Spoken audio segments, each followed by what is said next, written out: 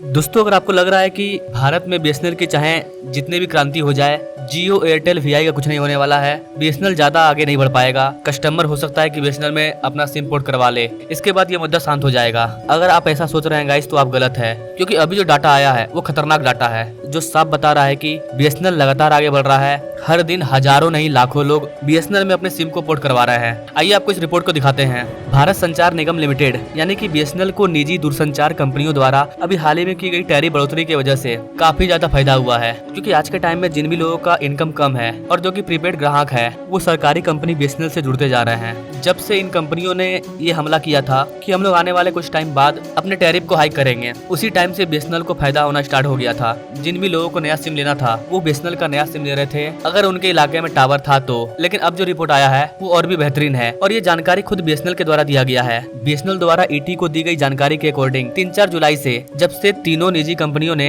रिलायंस जियो और भारती एयरटेल और Vodafone idea इनके द्वारा उनके रिचार्ज प्लान में बढ़ोतरी की गई है, तब से लगभग 2,50,000 ग्राहक मोबाइल नंबर पोर्टेबिलिटी यानी कि MNP का उपयोग करके बीएसएनएल में अपने सिम को पोर्ट करवा चुके हैं। ये डाटा सिर्फ पोर्ट करवाने वालों का है। MNP के माध्यम से जुड़ने वाले ग्राहकों के अलावा बीएसएनएल ने अपने नेटवर्क में लगभग 2.5 मिलियन नए कनेक्शन जोड़े हैं, यानी कि जिनको भी नया सिम लेना था या किसी को अपना नंबर ही बंद करना था, वैसे सारे लोग बीएसएनएल का ही नया नंबर ले रहे हैं, जिसके वजह से 2.5 मिलियन यानी कि 25 लाख नए लोग बीएसएनएल का सिम ले चुके हैं 3 से 4 तारीख के बाद से। तीनों निजी टेलीकॉम कंपनी ने अपने दरों में 11 से 25% की बढ़ोतरी की है, जबकि बीएसएनएल के टैरिफ में बहुत ही ज्यादा बदलाव नहीं हुआ है। फॉर एग्जांपल, बढ़ोतरी के बाद भारतीय एयरटेल और वोडाफोन आइडिया के लिए डेटा और इंटरनेट लाभ वाली जो न्यूनतम 28 दिनों की जो मासिक योजना है वो 199 रुपया से शुरू होती है, जबकि रिलायंस जियो के लिए यह योजना 189 रुपये से शुरू होती है। इसके विपरीत अगर आप बीएसएनएल को देखें तो बीएसएनएल में ठीक यही प्लान आपको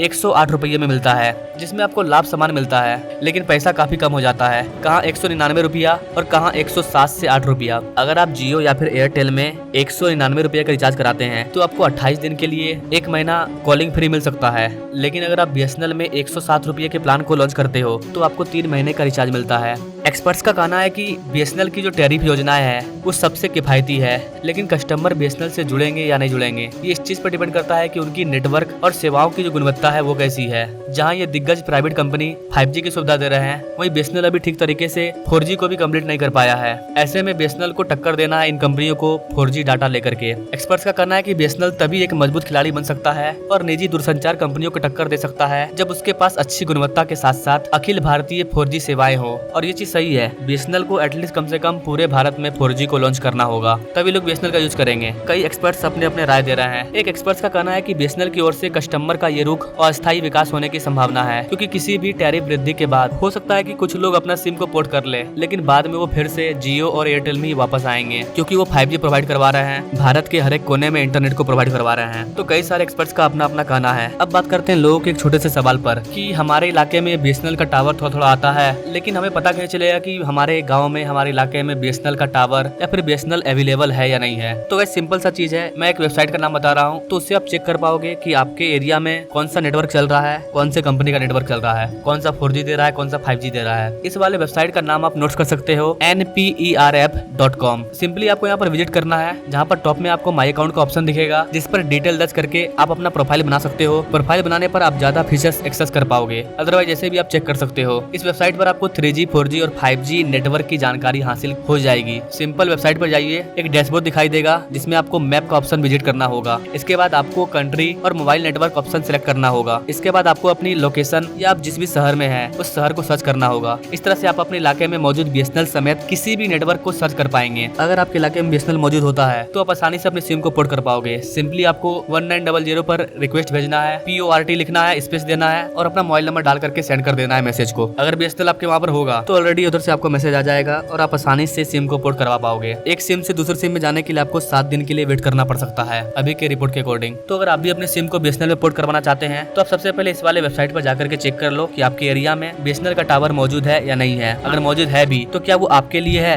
या फिर सरकारी है, इस चीज को आप पहले चेक कर लो। बाकी बीएसएनएल से रिलेटेड कोई और बड़ी अपडेट आती है तो उस पर मैं अलग से सेपरेट वीडियो ला दूंगा। Now thanks for watching. मिलते हैं अगले वीडियो में एक नई जानकारी के साथ, तब तक के लिए जय हिंद।